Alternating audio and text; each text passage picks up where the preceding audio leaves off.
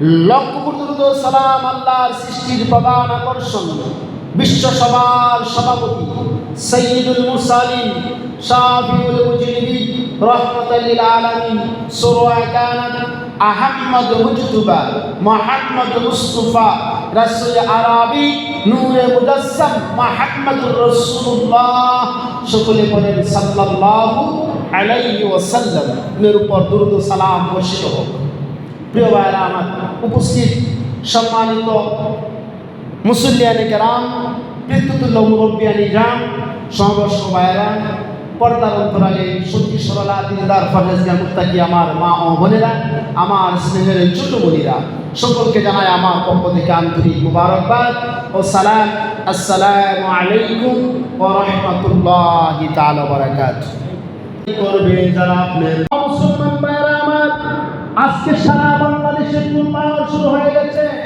বাংলাদেশে একটা উগ্র গোষ্ঠী, যেটা হলো হিন্দু ইসলাম, এই অঙ্গ সংগঠনের, এটা বাংলাদেশে এমনভাবে আপনার মাথা নাড়া দিয়ে যাচ্ছে, তারা মুসলমানদেরকে বিভিন্নভাবে আপনার ক্ষয়ক্ষতি করা হচ্ছে, মুসলমানদেরকে আঘাত করা হচ্ছে, ইসলামের বিরুদ্ধে যারাই করছে তাদেরকে আপনার গুম করা হচ্ছে।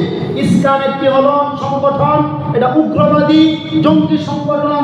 হিন্দু সম্প্রদায়ের এই সংগঠনে এদের সাথে তাল নিয়ে আমার এই বাংলাদেশের সংখ্যালঘু মুসলমানদের সংখ্যা বেশি, হিন্দুদের সংখ্যা কম। স্বাধীনতার পর থেকে আজ পর্যন্ত হিন্দুরা শান্তিতে আরামে বসবাস করতেছে, মায়ের কোলে থেকে তারা বসবাস করতে, কি বলেন ঠিক কিনা?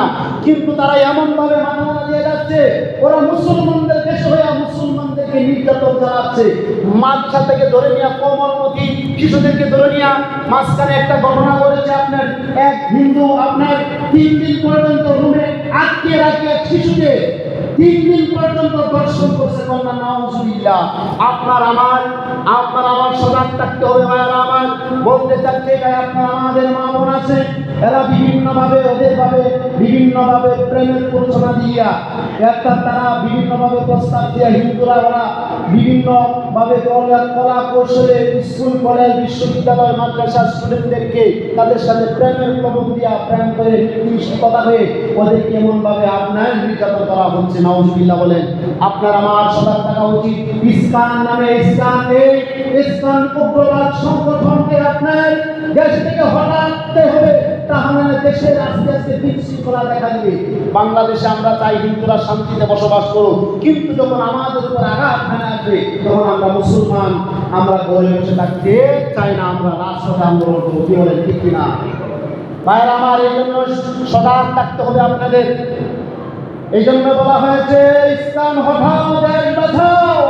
বাঙালি আমাদের এখানে মুসলমান হিন্দুদের ভিতরে একটা এমনভাবে একটা কি তারা পায়তারা শুরু করছে যে একটা গ্যাঞ্জাম লাগায়া দেওয়ার পরে ভারত থেকে চাপ আসবে, আপনার এই কাজ করবো।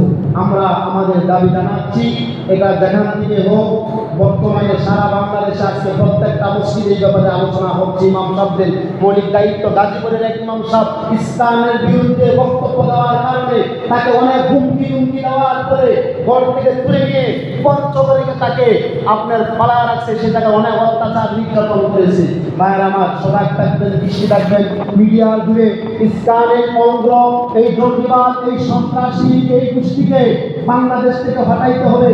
তা না হলে বাংলাদেশের বিশৃঙ্খলা একটার পর একটা লেগেই থাকবে। আপনার আমার খবরমতি শিশু সন্তানদেরকে ওরা নিয়ে দর্শন করছে বিভিন্নভাবে, অনেক খবর আপনার মিডিয়াতে আসছে। কি আপনারা কি দেখেন নাই? এখন বসে থাকার সুযোগ নাই।